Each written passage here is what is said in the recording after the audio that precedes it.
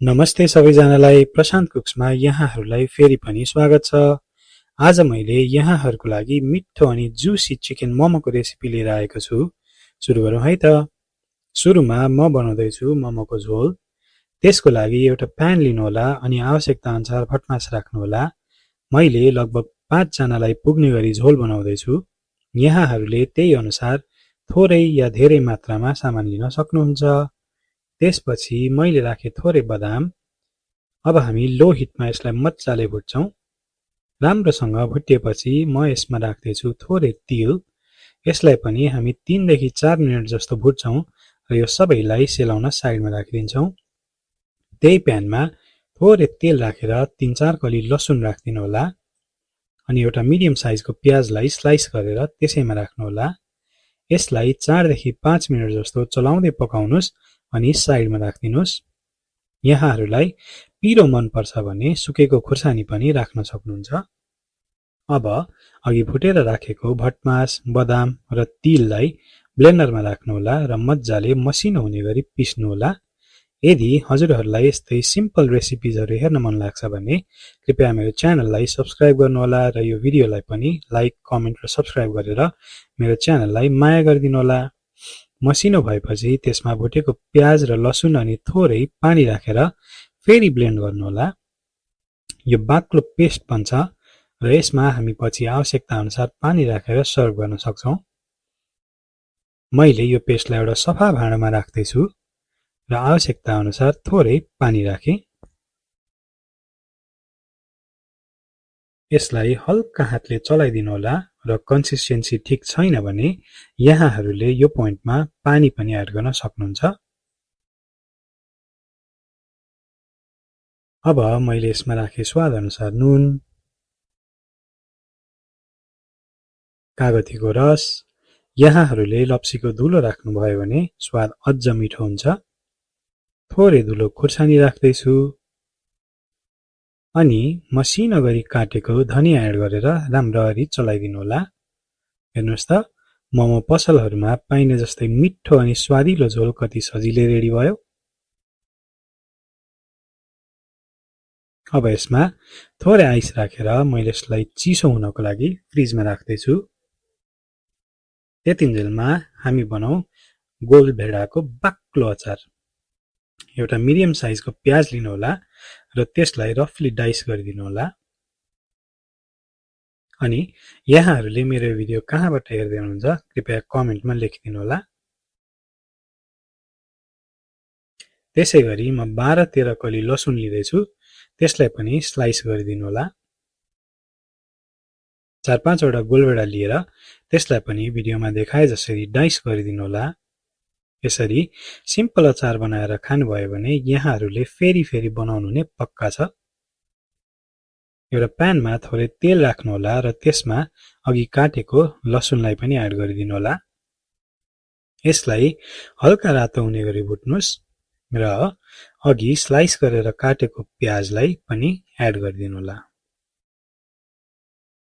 यसलाई पनि चलाउँदै 2-3 मिनेट पकाउनुस् र अघि हामीले काटेर राखेको गोलभेडा र 7-8 वटा खुर्सानीलाई पनि यसैमा एड गरिदिनुहोला। हल्का हातले राम्ररी मिक्स गर्नुहोस् र केही बेर यसलाई पाक्न दिनुहोला।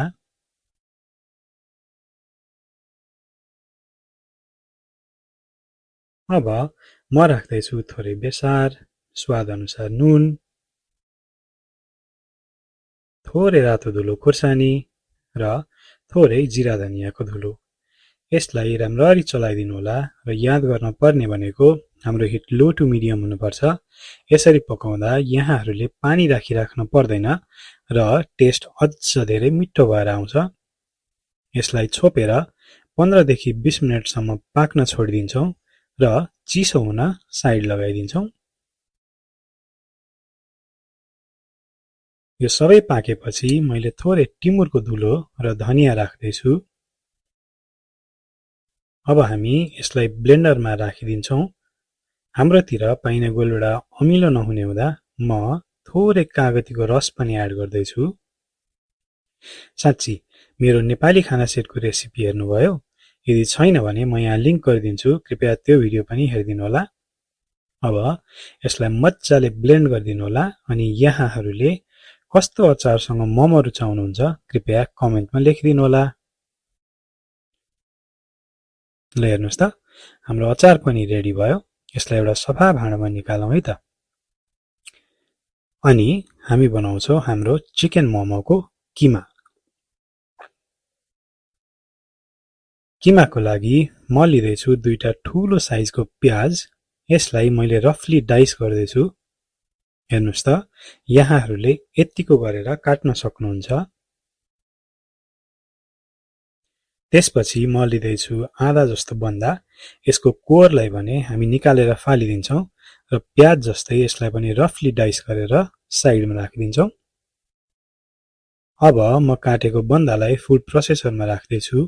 यदि यहाँहरूसँग फुड प्रोसेसर छैन भने हातले नै मसिनो गरी काट्न पनि सक्नुहुन्छ। बन्दालाई लो मोडमा 10 देखि 15 सेकेन्ड ब्लेन्ड गरेपछि यो रेडी हुन्छ। त्यसरी नै मैले प्याजलाई पनि चप गर्दैछु। यसलाई पनि 10 देखि 15 सेकेन्डसम्म ब्लेन्ड गरेपछि रेडी हुन्छ। प्याजलाई सकेसम्म लास्टमा ब्लेन्ड गर्नुहोला, नत्र यहाँहरू कसैको यादमा रुन पनि सक्नुहुन्छ। अब म लिँदैछु चिकन ब्रेस्ट र थाई मिक्स भएको मासु। यसलाई पनि ब्लेन्ड गरेर हामी एउटा सफा भाँडामा निकाल्छौं। यहाँहरूले सजिलोको लागि बजारमा पाइने रेडिमेड किमा लिन पनि सक्नुहुन्छ।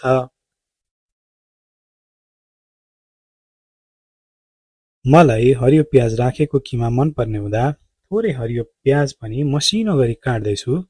यहाँहरूले यसलाई स्किप गर्न पनि सक्नुहुन्छ, तर यसले एक्स्ट्रा स्वाद पनि एड गर्छ है।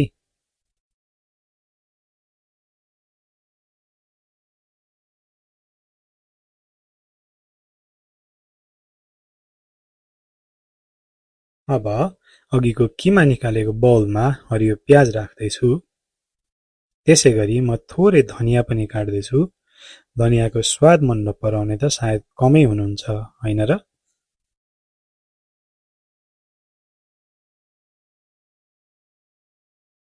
हाम्रो अघिको किमा मिक्समा थोरै धनिया पनि राखे। अब म राख्दैछु स्वाद अनुसार नुन अनि राख्दैछु 3 देखि 4 चम्चा जस्तो मोमो मसला। मलाई किमामा लसुन राखेको स्वाद मन पर्दैन, त्यसैले अदुवा मात्र मसिनो गरी चप गरेर लिँदैछु। हेर्नुस् त कस्तो मसिनो गरी काटियो। अदुवालाई पनि किमा मिक्समा राखिदिनु होला। अब मैले राख्दैछु थोरै MSG, soya sauce for colour अनि मोमोलाई जुसी बनाउन थोरै बटर। मैले बोसो नभएको मासु लिएको हुँदा बटर राख्दैछु। यहाँहरूले यसलाई स्किप गर्न पनि सक्नुहुन्छ। अब सफा हातले किमालाई राम्ररी मिक्स गर्न पर्ने हुन्छ।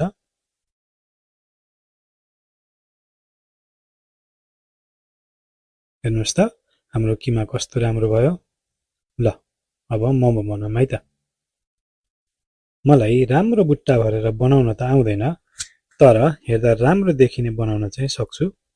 जोक्स अपार्ट, थोरै किमा लिएर एउटा र्यापरमा राख्नु होला र आफूलाई मन पर्ने बुट्टा दिनु होला। मैले लिएको र्यापर चाहिँ चाइनिज ग्रोसरी स्टोरतिर पाइनेवाला हो।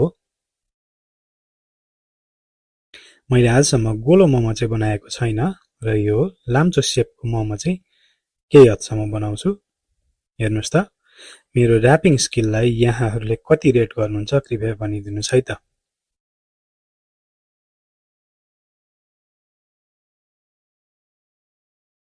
मैले सबै मोमोलाई स्टिमरमा मिलाएर राखिसके। अब स्टिमरमा पानी राख्नु होला र त्यसलाई उम्लिनको लागि छोडिदिनु होला। पानी उम्लेपछि हामी मोमोलाई स्टिम हुनको लागि राखिदिन्छौं। र्यापर कतिको बाक्लो या पातलो छ यहाँहरूले त्यही अनुसार पकाउन सक्नुहुन्छ। मैले चाहिँ लगभग 14 देखि 15 मिनेटसम्म पकाउँदैछु। बीचमा एकचोटी तलको भाँडालाई माथि स्विच गर्दैछु। यसो गर्नुभयो भने यहाँहरुको सबै मोमो एकैचोटी पाकेर निस्किन्छ। लगभग 15 मिनेट्समा हाम्रो मोमो रेडी भयो। अब यसलाई स्टिमरबाट निकालौं है त। हेर्नुस् त कति राम्रो देखिएको छ। एउटा बाउलमा मोमो राख्नु होला। मलाई चाहिँ सबै अचार राखेको मन पर्छ, त्यसैले सुरुमा म राख्दै छु हाम्रो ट्वाक्क परेको गोलभेडाको अचार।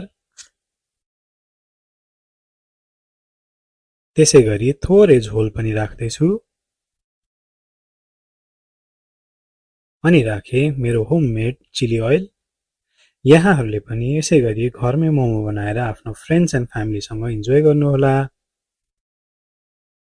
Thanks for watching the video. I'll be back with a new video next week. Keep watching Prashant Cooks.